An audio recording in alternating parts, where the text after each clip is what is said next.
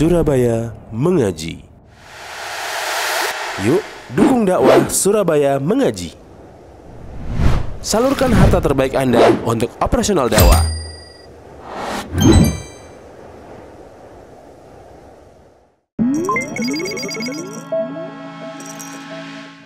Assalamualaikum warahmatullahi wabarakatuh.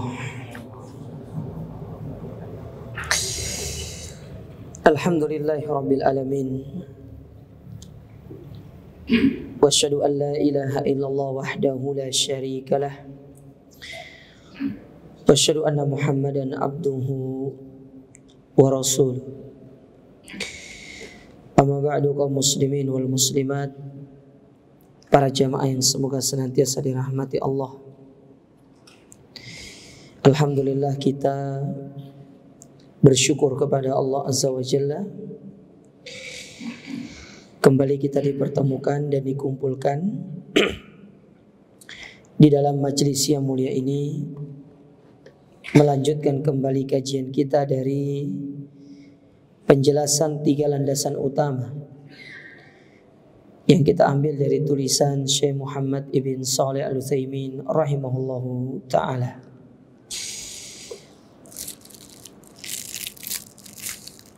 Terakhir kita sampai pada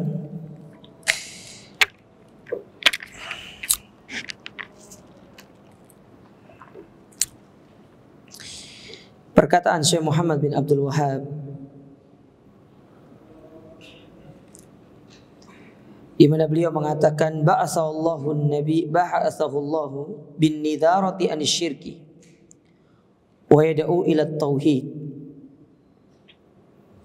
Bahwasanya Allah mengutus Nabi SAW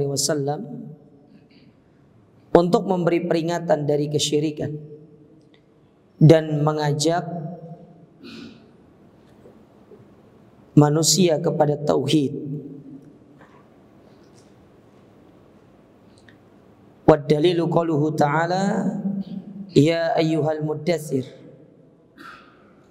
qum fa'anzir wa rabbaka fakabbir wa thiyabaka fatahhir war rujza fahjur wa la tamnun tastakthir wa li rabbika fasbir. Itu membawakan firman Allah Ta'ala dalam surat Al-Muddatsir, yang itu merupakan ayat yang menjelaskan tentang Nabi kita yang mulia diangkat menjadi seorang Rasul. Jadi diperintahkan untuk berdakwah secara terang-terangan, mengajak manusia kepada tauhid dan mencegah manusia dari yang namanya kesyirikan.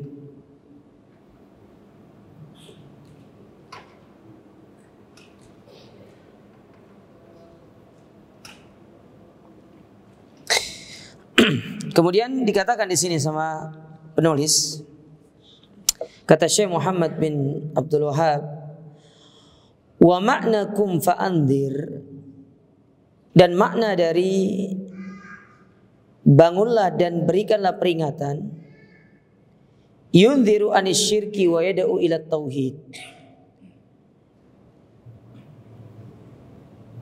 yaitu mengingatkan manusia dari kesyirikan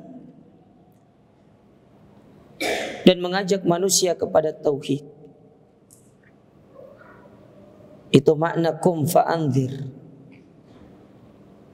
Adapun wa rabbaka fakabbir ay adzimhu bit tauhid, muliakanlah Allah Ta'ala dengan mentauhidkannya. Makanya di antara cara kita memuliakan Allah dengan mentauhidkan Allah, beribadah hanya kepada Allah. Wa thiyabaka fatahhir, adapun pakaianmu maka sucikanlah, ay tahhir a'malaka anisyirki, sucikan amal ibadahmu dari kesyirikan, dari riya, dari memalingkan ibadah kepada selain Allah, seperti menyembelih kepada selain Allah, berdoa kepada selain Allah. Itu di antara bentuk kita mengotori amalan kita. Dan bentuk kita mengotori amalan yang paling remeh itu seorang berbuat riya kepada Allah. Itu sudah bentuk mengotori amalan yang paling rendah sebenarnya. Sedangkan yang paling tinggi anta ja'ala lillahi niddan, ketika kita menjadikan bagi Allah itu sekutu. Warrujza fahjur. Adapun ar-rujza, maka tinggalkanlah. Apa yang dimaksud dengan rujza? Yaitu al-asnam, patung-patung yang disembah selain Allah. Tinggalkan. Wal bara'atu minha wa ahliha, berlepas dirilah darinya dan para pelaku penyembah patung tersebut. Akhadha ala hada asyra sinin yad'u ila tauhid, yang mana Nabi SAW memulai dakwah ini sebanyak 10 tahun. Wa ba'dal asyri urija bihi ila sama. Setelah 10 tahun itu kemudian Nabi SAW diberikan satu keistimewaan, yaitu melakukan Isra dan Mi'raj. Jadi Isra dan Mi'raj itu dilakukan pada tahun ke-10 kenabian, 3 tahun sebelum Nabi itu berhijrah. Jadi tahun ke-10 kenabian sebelum Nabi berhijrah ke kota Madinah. Tapi kita baca di sini syarah dari Syekh Muhammad bin Shalih Al-Utsaimin. Dikatakan di situ,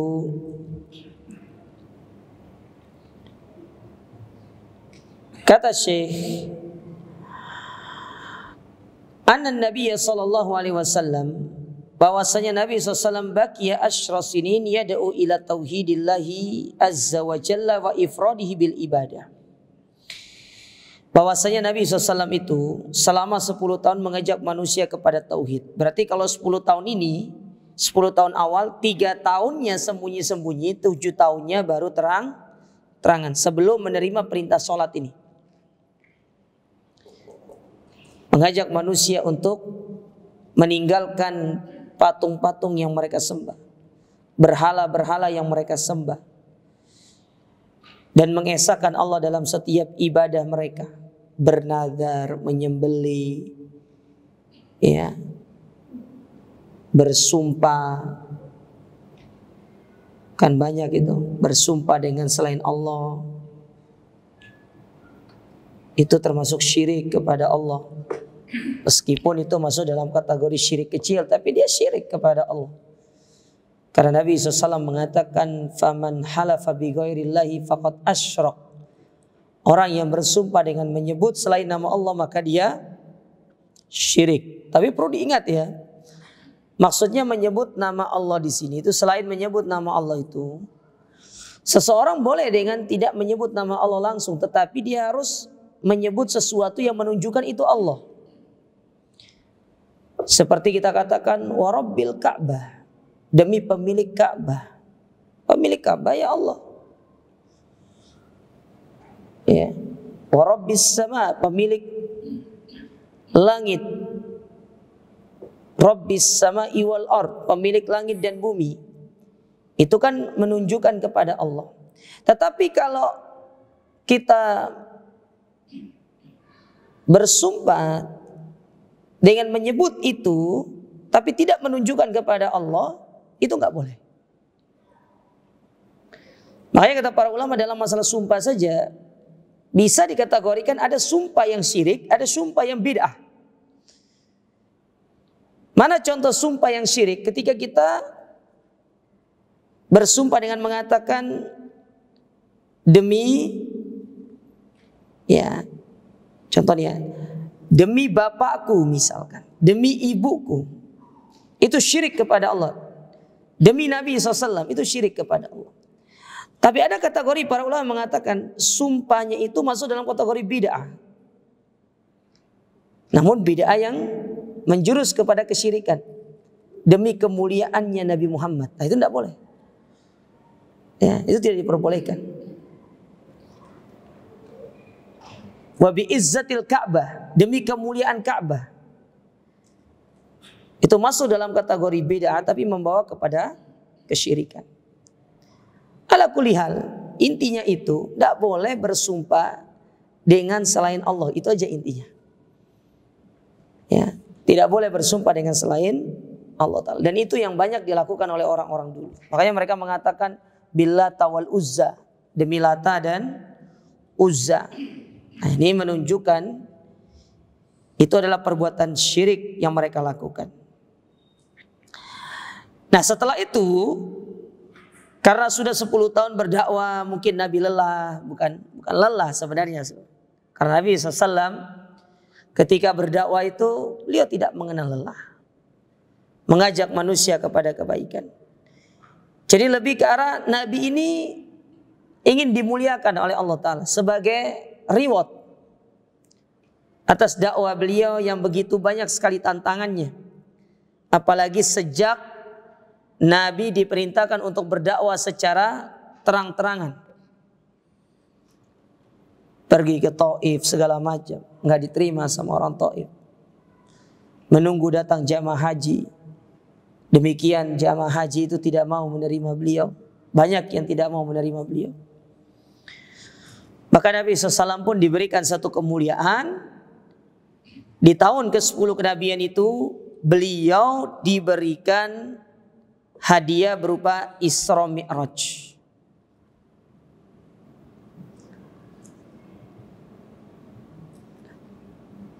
Nah, kemudian di sini Syekh Utsaimin beliau membawakan kisah dari Isra Mi'raj itu. Panjang sekali. Saya bacakan ya.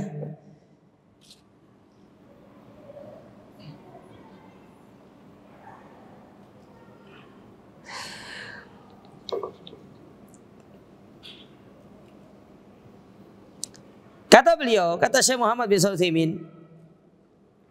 Al-Uruj As-Su'ud. Yang dimaksud dengan Isra Mi'raj itu adalah Al-Uruj As-Su'ud, yaitu naik ke atas. Seperti firman Allah dalam surat Al-Ma'arij ayat yang keempat, ta'rujul malaikatu warruh ilaih, yaitu para malaikat dan malaikat ruh, malaikat Jibril melakukan mi'raj, naik menuju Allah Ta'ala. Wa huwa min khasaisin Nabi SAW al-azimah. Mi'raj ini diantara kehususan Nabi. Allati faddalahu Allahu bihi qabla an yuhajira min Makkah. Yang Allah berikan kepada beliau sebelum beliau berhijrah ke Mekah. Jadi ini keistimewaan hanya diberikan kepada Nabi SAW. Jadi setiap para nabi itu memiliki keistimewaan. Tetapi nabi kita itu banyak keistimewaannya jemaah. Salah satunya ini, melakukan mi'raj, naik menuju Sidratil Muntaha. Muntaha itu artinya ujung, sudah nggak ada lagi, itu namanya muntaha.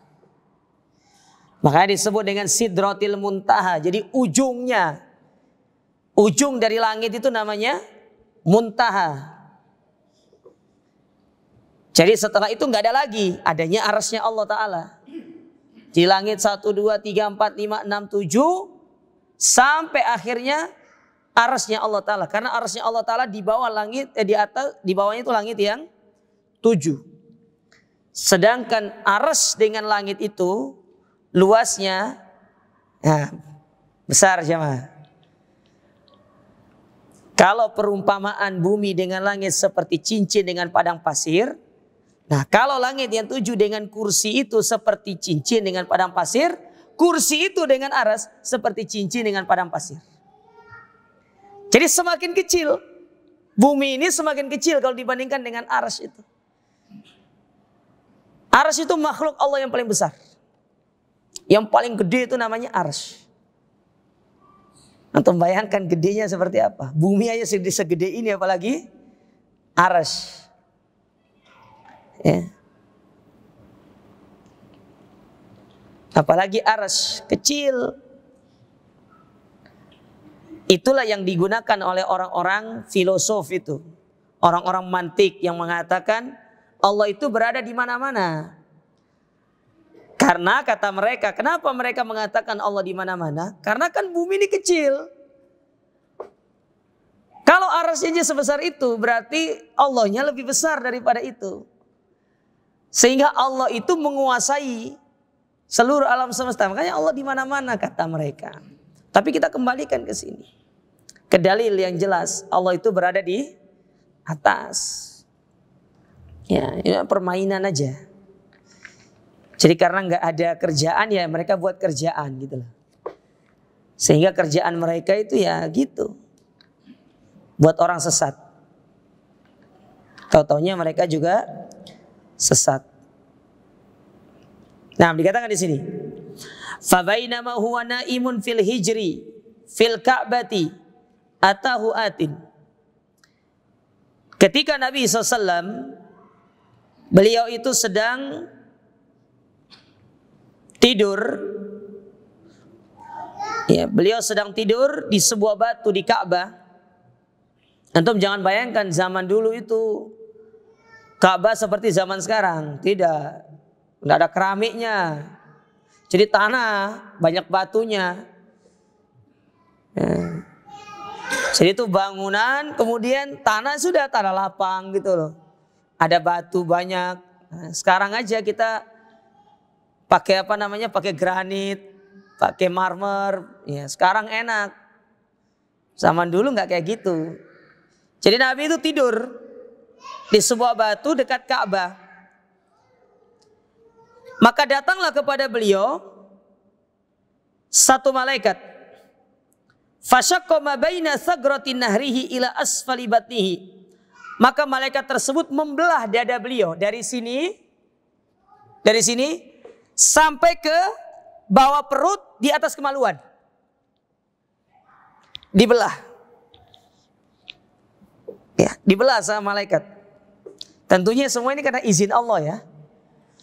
Bukan malaikat karena malaikat itu tidak punya kemampuan dalam masalah itu, tapi Allah yang mengizinkan gitu loh. Untuk membelah.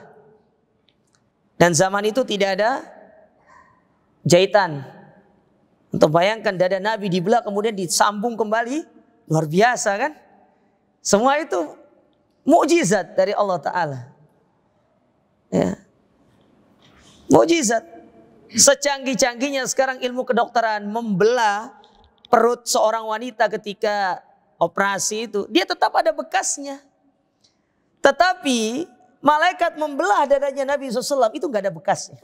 Tuh bayangkan coba. Subhanallah. Luar biasa sekali. Ya.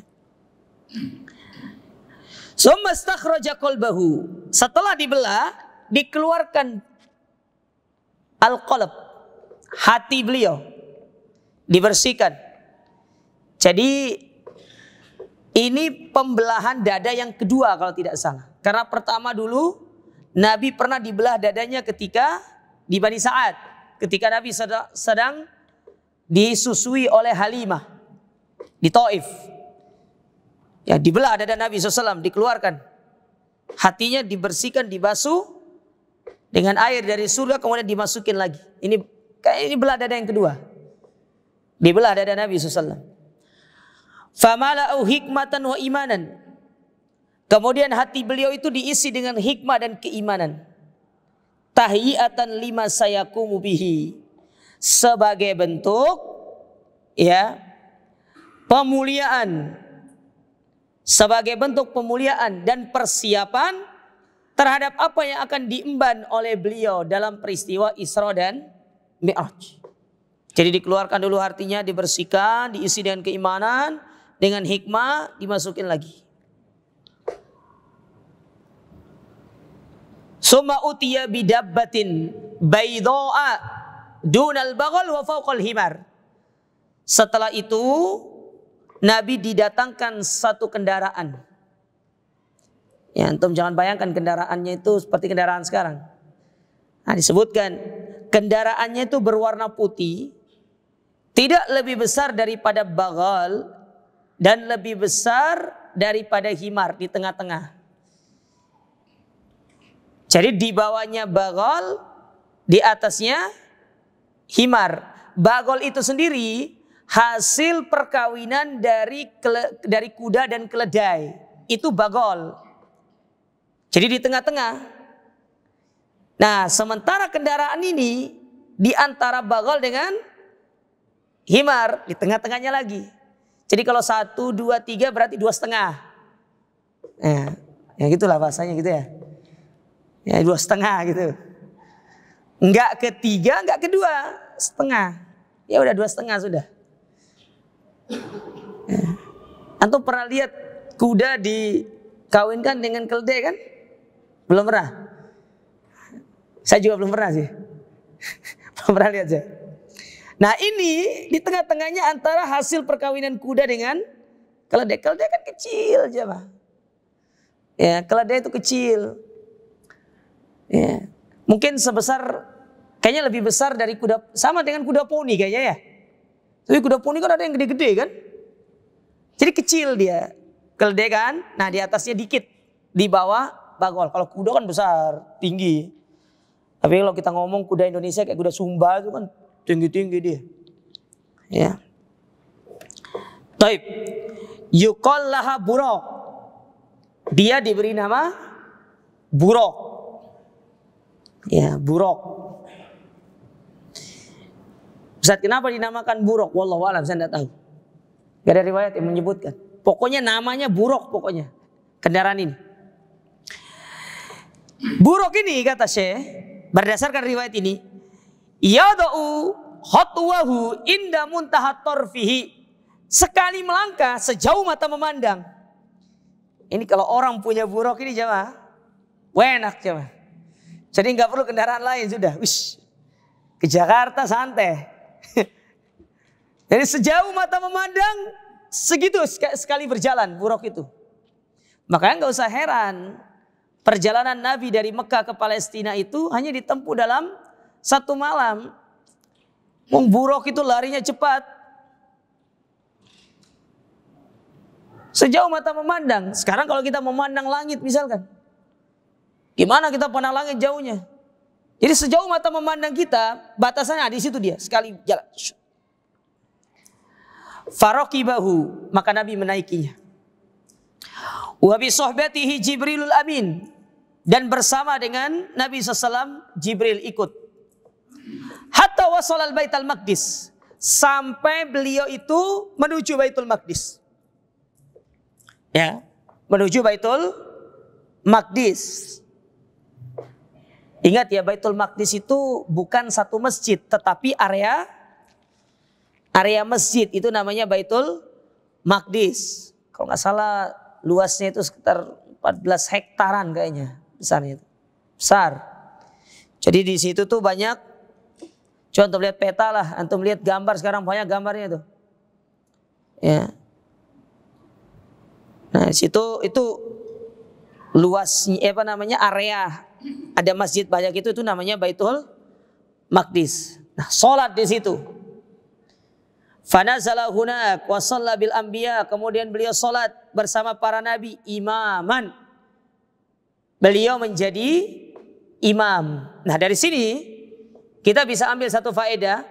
Kalau sudah dijadikan imam berarti Nabi Muhammad itu adalah nabi yang paling mulia. Nabi yang paling mulia karena beliau dijadikan sebagai imam. Biqulil anbiya'i wal mursalin yusalluna khalfahu. Para nabi dan rasul mereka itu salat di belakangnya Nabi SAW.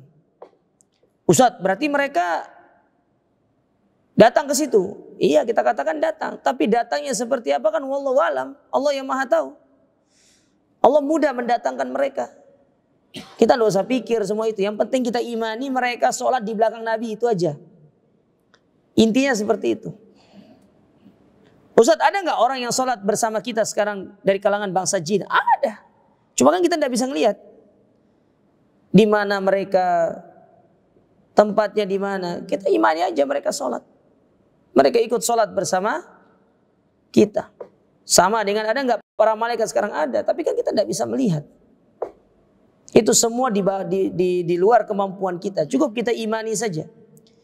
Jangan terlalu kita membebani diri kita dengan sesuatu yang kita tidak punya ilmu. Apalagi ilmu kita terbatas. Ilmu kita terbatas ya. Berbeda dengan ilmu Allah Ta'ala. Liyatabayyana bidzalika fadlur Rasul sallallahu alaihi wasallam wa syarafuhu wa annahu al-imam al-madbu. Dan ini sebagai bukti tentang keutamaan Rasul, bahwasanya beliau adalah imam yang diikuti. Makanya kan beliau pernah mengatakan, ya, ana sayyidu waladi Adam wala fakhr. Aku ini adalah penghulunya anak Adam dan aku tidak sombong. Karena memang benar, Nabi itu adalah orang yang paling mulia. Rasul paling mulia ya beliau, Nabi paling mulia beliau, manusia paling mulia beliau. Tidak ada yang lain. Beliau yang paling mulia. Dan ini menunjukkan tentang kemuliaan beliau, menjadi imam dari kalangan para nabi dan rasul. Nah sekarang pertanyaannya begini, Ustadz, sholatnya seperti apa? Nah itu dia pertanyaan sekarang. Kan nabi ini kan mau pergi ngambil perintah sholat, betul kan? Pertanyaannya, sholatnya seperti apa? Sementara nabi belum ngambil perintah ini. Nah itu yang pertanyaan sekarang. Sebagaimana kita tahu seluruh para nabi zaman dulu semuanya sholat. Ya, semuanya sholat. Sekarang kalau antum mau bilang Nabi itu sholat seperti sholat kita sekarang, Nabi kan belum terima perintah sholat. Sedangkan setelah Nabi terima perintah sholat itu, ya datang kemudian setelah itu baru Jibril untuk mengajarkan tata cara sholat. Nah pertanyaan sekarang nih, sholat seperti apa? Jawabannya, wallahu a'lam. Enggak ada keterangan. Enggak ada keterangan. Emang antum pernah dengar keterangan Nabi sholat di Baitul Maqdis seperti apa? Sebelum menerima perintah sholat. Intinya beliau itu sholat. Intinya beliau sholat. Ya. Sholat seperti apa? Kita imani aja. Seperti Nabi Ibrahim mengatakan, Rabbi ja'alni wa dzurriyyati min muqimus shalah. Jadikan aku dan keturunanku sebagai orang-orang yang mendirikan sholat. Apakah antum mau bilang, oh sholat Nabi Ibrahim sama dengan sholat Nabi Muhammad? Riwayatnya mana? Mana riwayatnya? Agama nggak boleh sembarangan berbicara. Kayak antum datang ke apotek mau beli obat, obat itu ternyata tandanya merah. Apa kata apotekernya? Resepnya mana? Tidak bisa. Antum sembarangan. Harus ada dosisnya. Nah, dalil kayak gitu cuma. Sekarang antum ngomong nih, antum ngomong sama masyarakat, oh sholatnya Nabi Ibrahim itu sama dengan Nabi SAW. Qul hatu burhanakum in kuntum shadiqin. Datangkan dalilnya kalau antum benar. Intinya mereka sholat. Sholatnya seperti apa? Wallahu a'lam. Itu aja. Gak usah terlalu kita pusing-pusing gitu loh. Berkaitan dengan kisah-kisah Israiliyat, kalau ada dalilnya yang sahih, antum imani. Tapi kalau misalkan dia sebatas kisah-kisah Israiliyat, tidak boleh antum benarkan 100%, tidak boleh antum salahkan. Sikap antum adalah iktisad, tawassut, pertengahan. Gak menyalahkan, tidak membenarkan. Ya. Tidak menyalahkan, tidak membenarkan. Kecuali kalau datang keterangan yang jelas masalah ini, menjelaskan tentang orang-orang terdahulu begini, baru kita benarkan. Tapi kalau sifatnya adalah kisah-kisah Israiliyat, tidak boleh antum salahkan, tidak boleh antum benarkan juga. Tapi kalau ada pelajaran kita ambil, kita sampaikan. Ya. Nah, itu sikap pertengahan Ahlus Sunnah terkait cerita-cerita umat-umat terdahulu yang secara riwayat itu masih diperselisihkan. Tapi kalau disebutkan dalam Al-Quran, disebutkan dalam hadis Nabi SAW, maka antum harus mengimani tentang masalah itu. Tidak boleh antum ragu. Tidak boleh antum ragu. Jadi intinya imani. Nabi sholat, Nabi menjadi imam. Adapun bentuk sholat, model sholatnya seperti apa, wallahu a'lam. Karena kalau kita ambil pengertian sholat itu sendiri secara bahasa artinya adalah doa. Mungkin bisa jadi di situ Nabi berdoa, kita tidak ngerti. Wallahu a'lam. Tapi kan bahasa yang disampaikan oleh beliau itu adalah mengimami sholat. mengimami sholat. Kita imani saja gitu. Tidak perlu terlalu kita ta'ammuk, memberatkan diri kita untuk memikirkan perkara ini. Ini bukan bab kita, bukan ranah kita di sini. Taib. Setelah itu, summa araja bihi Jibril ila sama'id dunia. Kemudian Jibril mulai naik bersama beliau menuju langit yang pertama, langit dunia. Jadi langit yang pertama kita lihat ini jemaah, ini langit nomor 1 ini, langit dunia namanya. Fastaftaha, maka beliau pun meminta untuk dibukakan. Fakil, dikatakan man hadha, siapa ini? Qal Jibril, aku Jibril. Kil wa man ma'ak, siapa bersamamu ini? Qala Muhammad, dia Muhammad. Kila, maka dikatakan waqad ursila ilaih, dan sungguh telah diutus kepadanya. Qala na'am, iya, beliau telah diutus. Kil marhaban bihi, selamat datang. Fa ni'mal maji', ya, sungguh satu kenikmatan atas kedatangan beliau. Fa futiha lahu, maka dibukakanlah pintu langit untuk masuk ke langit yang, jadi langit pertama naik masuk, ya, berarti ini langit pertama ini, di atasnya langit kedua, berarti antara langit 1 dengan langit 2 ini ada kehidupan. Siapa yang hidup di sini? Ah, ini nih. Fawajada fiha Adam, ada Adam di situ. Ada Adam di situ, Nabi Adam alaihissalam. Faqala Jibril, maka Jibril berkata kepada Nabi Muhammad, hada abuk Adam, ini bapakmu Adam. Fasallim alaihi, ucapkan salam kepadanya. Fasallama alaihi, maka beliau pun mengucapkan salam kepada Adam. Faradda alaihi salam, maka Adam pun menjawab salam. Menjawab salam kepada Nabi SAW. Wa qala marhaban bil bibni saleh wan nabi saleh. Selamat datang wahai anak yang saleh dan Nabi yang saleh. Ya. Jadi Nabi Muhammad itu anak, Adam bapak. Makanya disebut dengan selamat datang wahai anak yang saleh dan Nabi yang saleh. Ya. Wa idza ala yamin Adam arwahus su'ada. Dan di sisi kanan Adam itu ada ruh-ruh orang-orang yang berbahagia. Wa ala yasarihi arwahul asqiya min dzurriyyatihi. Sedangkan sebelah kiri beliau ada ruh-ruh orang-orang yang sengsara hidupnya dari kalangan keturunan Adam ini. Fa idza nadhara ilal yamin surra wa dhahika. Kalau beliau memandang ke kanan beliau bahagia karena melihat kebahagiaan dari anak Adam ini.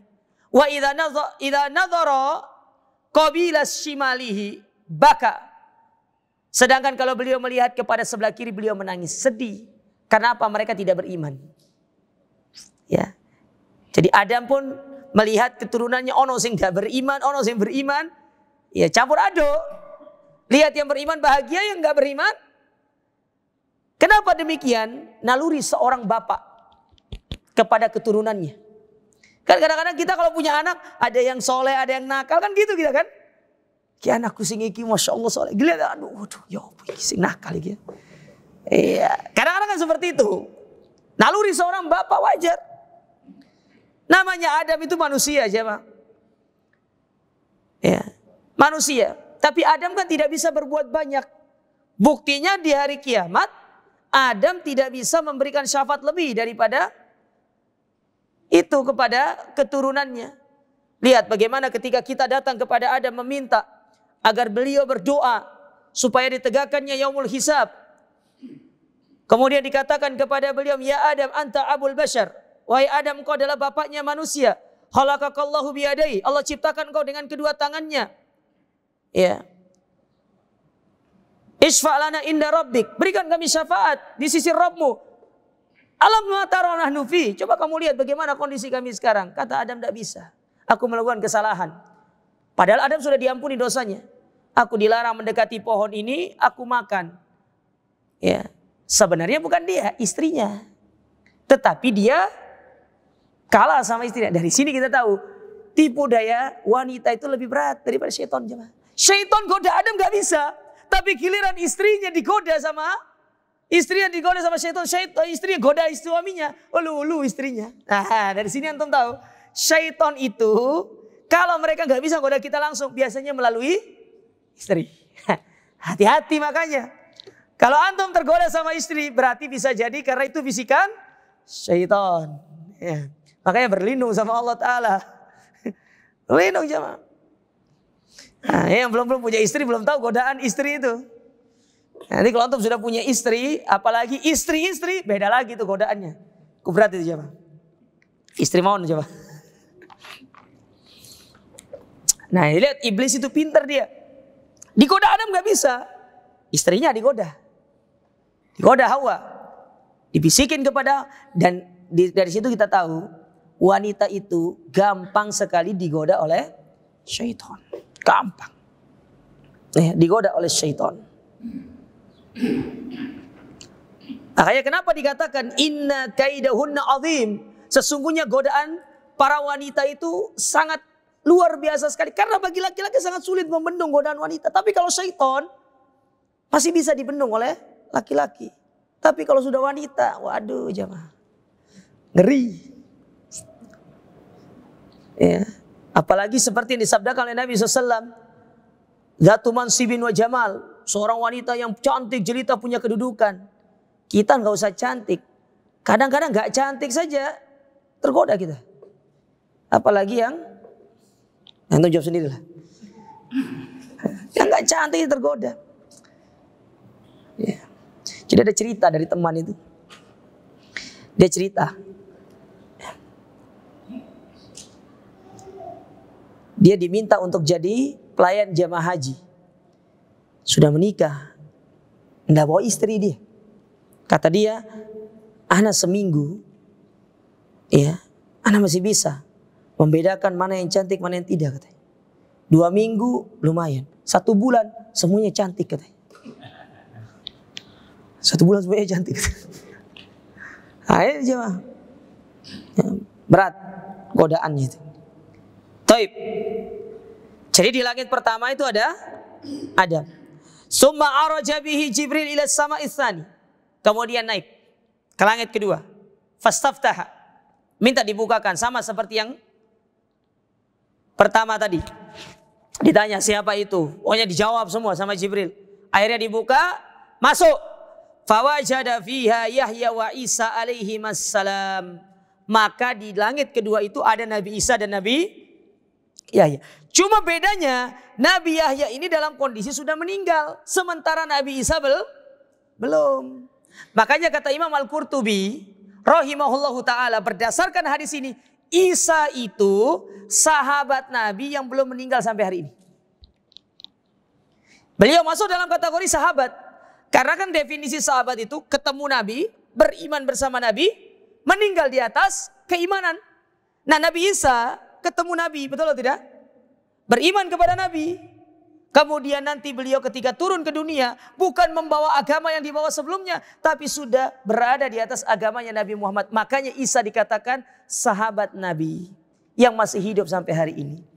Antum kalau buka dalam buku-buku sejarah, kebanyakan para ulama membawakan Nabi Isa itu dalam 2 makom. Makom pertama sebagai Nabi ketika di zamannya. Makom kedua sahabatnya Nabi. Ya, luar biasa Nabi Isa alaihissalam. Keistimewaan yang Allah berikan. Mau bagaimanapun orang Yahudi mencela Nabi Isa anak zina, Allah muliakan beliau. Jadi gak usah khawatir dengan celaan manusia. Selama Allah muliakan kita, gak usah khawatir jemaah. Buat apa tuh kau lihat Nabi Isa? Celaan-celaan manusia itu tidak berdampak sama kita. Yang penting Allah ridho sama kita. Yang penting Allah ridho sama kita. Nah, ini pendapat yang paling kuat. Dan saya memilih pendapat ini. Nabi Isa itu adalah sahabat Nabi yang masih hidup sampai hari ini. Ya, gak tahu umurnya berapa sudah. Ya, kira-kira berapa usianya Nabi Isa? Ya udah, berapa sudah itu ya. Mau hitung panjang aja. Nah, dikatakan di sini wahuma ibnal khalati. Mereka itu adalah anak dari khalah, dari bibimu. Kullu wahidin minhuma ibnul khalatil akhar. Satu dari yang lainnya itu adalah anak dari bibimu. Ada yang mengatakan, kenapa disebut dengan anak bibi? Karena dia itu keturunannya dari Ishak. Sementara kan Nabi itu keturunan siapa? Ismail. Ya, jadi beda keturunan. Ada yang mengatakan demikian. Ya. Dia mengatakan demikian. Faqala Jibril, maka Jibril berkata, hadani Yahya wa Isa, ini Yahya dan Isa. Fasallim alaihima, ucapkan salam kepada keduanya. Fasallama alaihima faraddas salam. Maka Nabi mengucapkan salam kepada keduanya, kemudian keduanya pun menjawab waqala.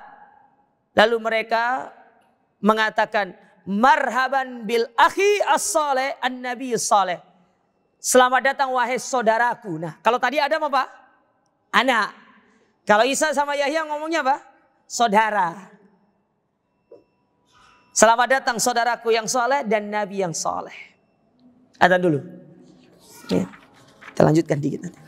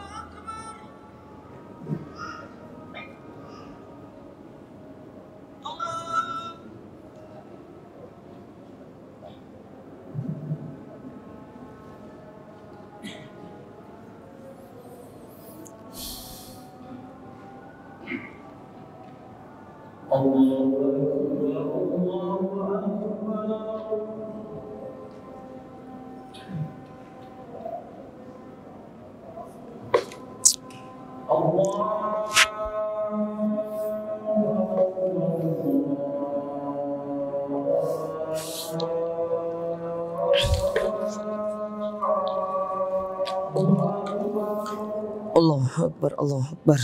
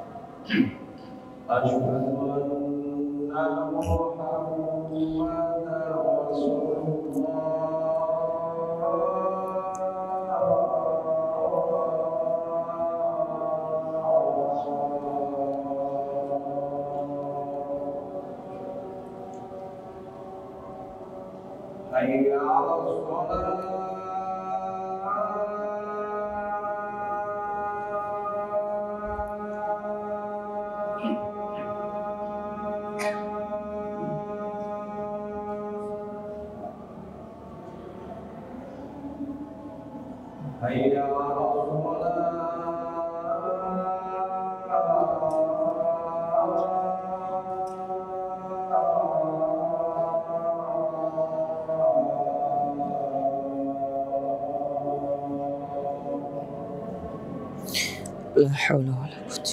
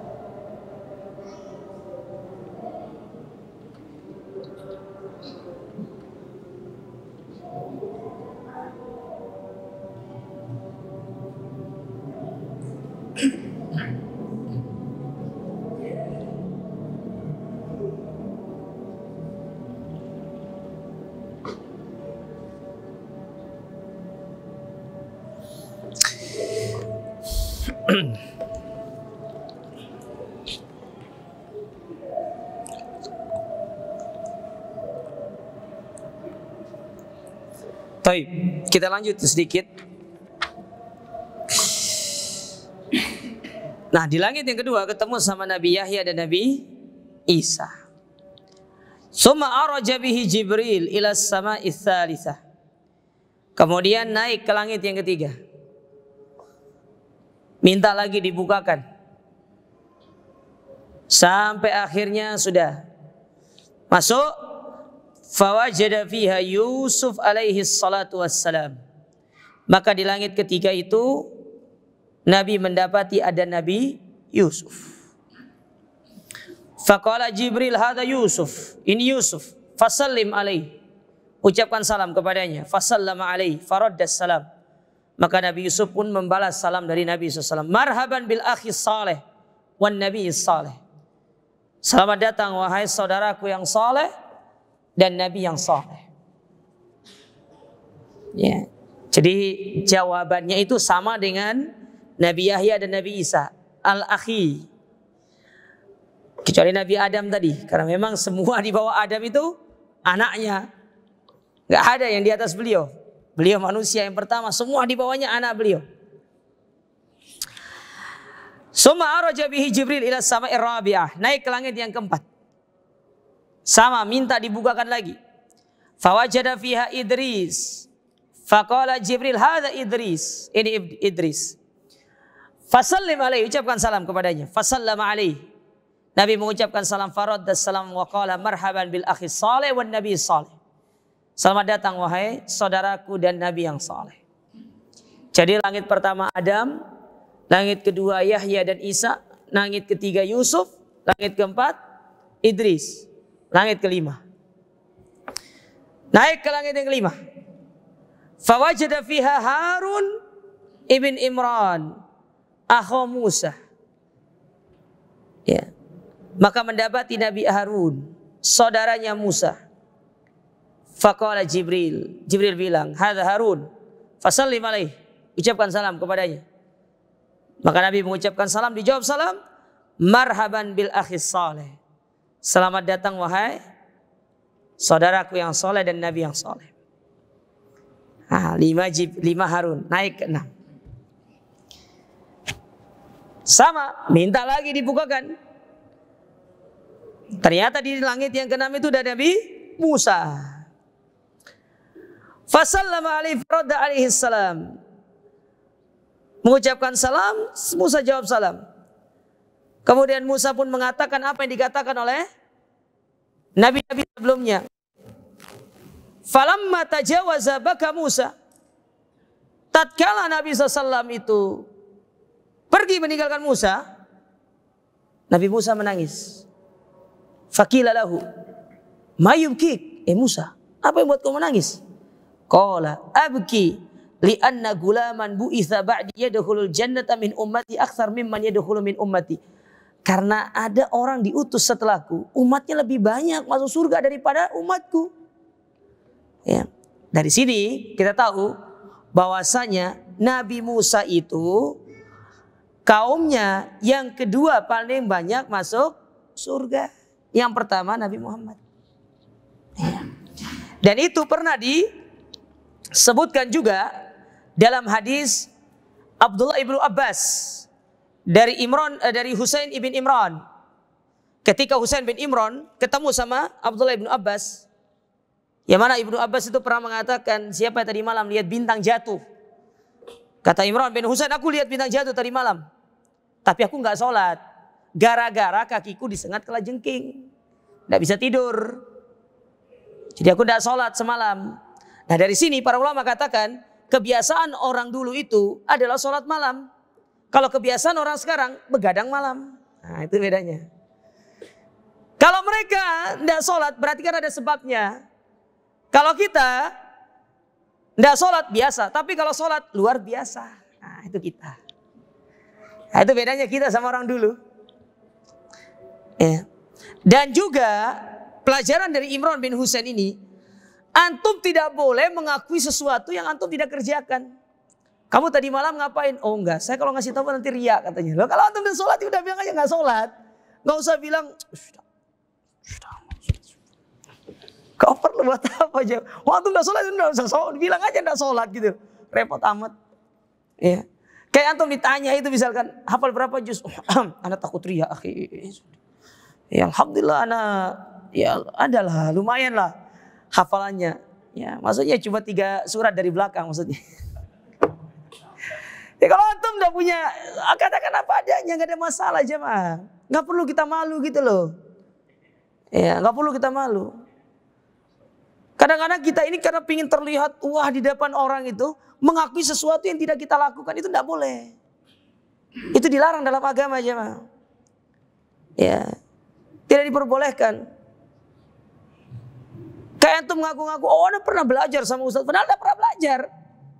Sudah nggak usah gitu loh. Ya.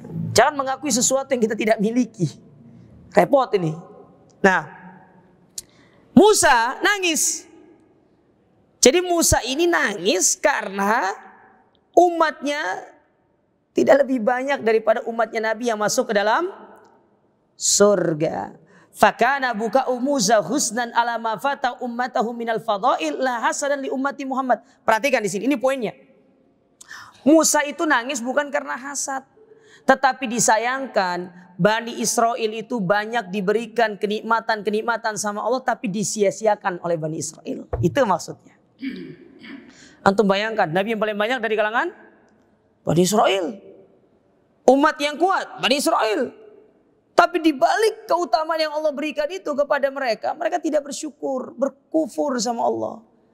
Nah itu yang disayangkan sama Nabi Musa. Kalian ini umat yang mulia. Kenapa tidak ngambil kemuliaan itu? Justru kalian sia-siakan. Akhirnya kemuliaan itu diberikan kepada umatnya Nabi Muhammad. Gitu maksudnya Musa itu. Bukan iri sama Nabi Muhammad, tidak.